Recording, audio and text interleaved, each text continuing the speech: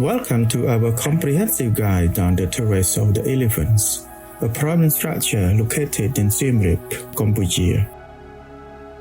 This iconic site is essential for any visitor delving into the rich history of Angkor.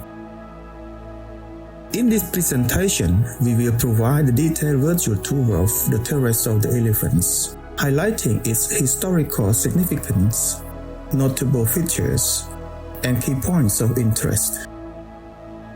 Join us as we explore the intricacies of this remarkable archaeological site and illustrate why it stands out as a key attraction in Siem Reap.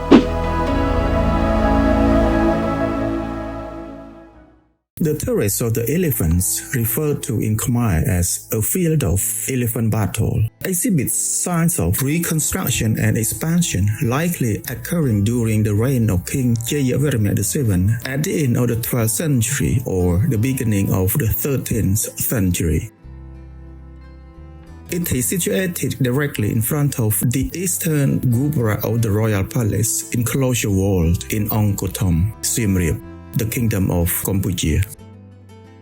The terrace served as a grand viewing platform for King Siem VII of Angkor, allowing him to welcome the victorious return of his army from battles. It was part of the Khmer Palace, which now stands in ruins, with only remnants of its once magnificent structure left behind. Most of it, crafted from organic materials, has faded over time, leaving primarily the foundational platforms of the complex intact. The terrace gets its name from the intricate carvings of the elephants adorning the eastern side. Xu Dequan, a Chinese diplomat who was sent to Cambodia from 1296 to 1297, noted that each day the king took his place on a terrace framed by a golden window where he would hear grievances and administer justice. This openness highlights the king's dedication to his people, strengthening his reputation as a leader who is accessible, friendly, and genuinely cares about their well-being.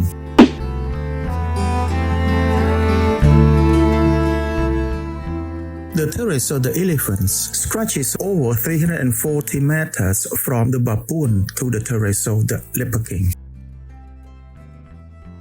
It features 3 primary platforms along with 2 additional subsidiary ones. The southern stairway is adorned with 3-headed elephants named Aravata, which is a mount of Indra, their trunks gracefully gathering lotus flowers that serve as columns. Meanwhile, the central stairway showcases intricate bas-reliefs of lions and garudas, positioned in a supportive stance. Above, several projections are enhanced with balustrades of lions and nagas, complemented by garudas flanking the dais. This terrace is divided into 2 distinct levels, one being square in shape and the other boasting a series of sacred goose sculptures along its base. It is believed that these platforms originally served as foundations for wooden pavilions, which would have been embellished with gold accents. A notable highlight of the terrace is the facade, intricately decorated with elephants and their riders portrayed in profile. Visitors are encouraged to photograph its feature from the main roadway before approaching it closely to appreciate the scale and proportion. The life-size elephants are truly magnificent, contributing to an overall effect of unparalleled grandeur, as they are depicted using their trunks in hunting and combat, while tigers aggressively claw at them.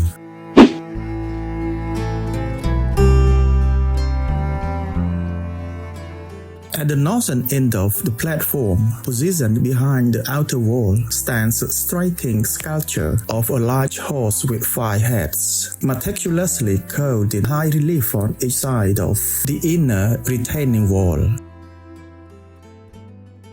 The structure likely served as part of an earlier retaining wall for the terrace. The hall itself is an exceptional work of art characterized by its dynamic form and remarkable craftsmanship. Surrounding the halls are features of apsaras and fearsome demons wielding sticks as they pursue individuals displaying expression of terror. Some French scholars speculate that this imagery may represent Avalokitesvara in the guise of the divine horse Balaha.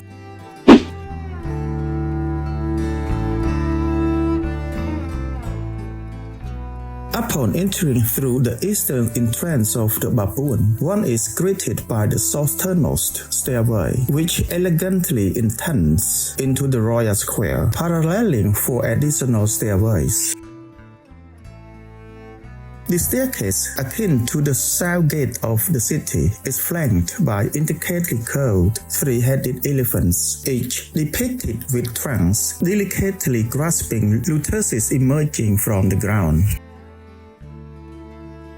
Beyond this visual spectacle, a 3-meter-high wall features a seamless narrative showcasing elephants accompanied by their mahouts engaged in various hunting scenes. Adjacent to the southern stairway lies another staircase, mirroring its southern counterpart, adorned with the same majestic three-headed elephants. Continuing along, a shorter segment of the wall that leads to the central stairway is adorned with sculpted lion-headed figures and garudas, all depicted with raised arms, contributing to the overall grandeur.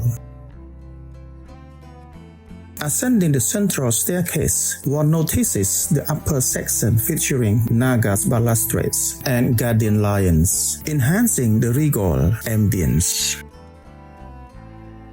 To the east, the pathway of victory continues through the city's Victory Gate. Conversely, to the west, a raised platform set back by 4 meters exhibits a frieze of Hamas sacred geese along its borders. This detail strongly indicates its original intention to support the palace. Further west of this platform, one encounters the entrance gubra, which provides access to Pimian Akas and the royal palace. One possible itinerary involves commencing with a clockwise circuit of Pimian Akas, proceeding to the pond located to its north, followed by visits to Prepalilai, Tepernam, and the Terrace of the Leper King. The circuit concludes with an exploration of the concealed relief situated on the northern stairway of the Elephant Terrace.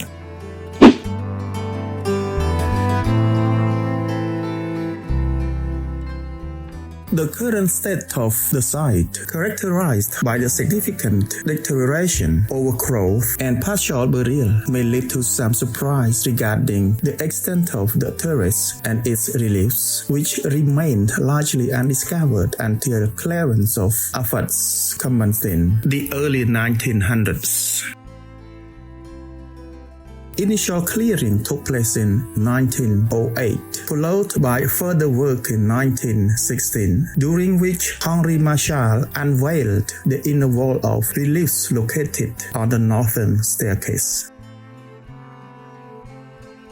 In 1934, an additional relief panel was uncovered, with subsequent clearance and restoration activities taking place in 1951. A major restoration effort led by Grossier in 1968 focused on the terrace, successfully completed the northern section. It was not until 1992 that the northern section was fully restored under the direction of Christophe Portier from the EFEO.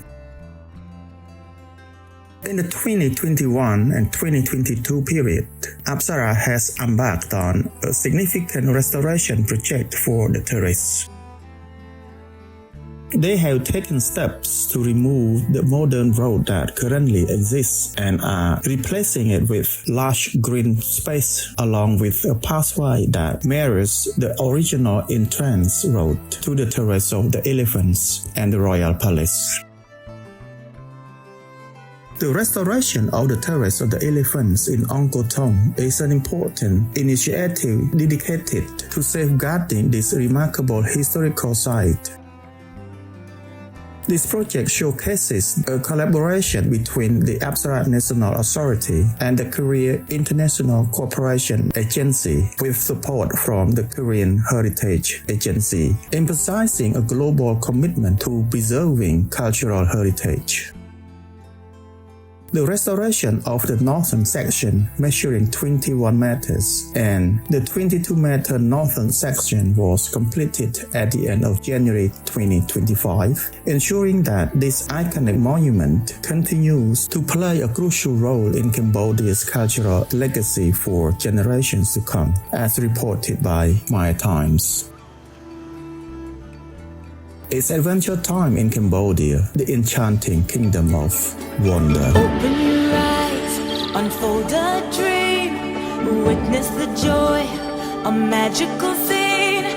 It's a new place, a kingdom of wonder, where temples smile and rivers thunder. It's a new place, a rising star, a kingdom of wonder, Cambodia.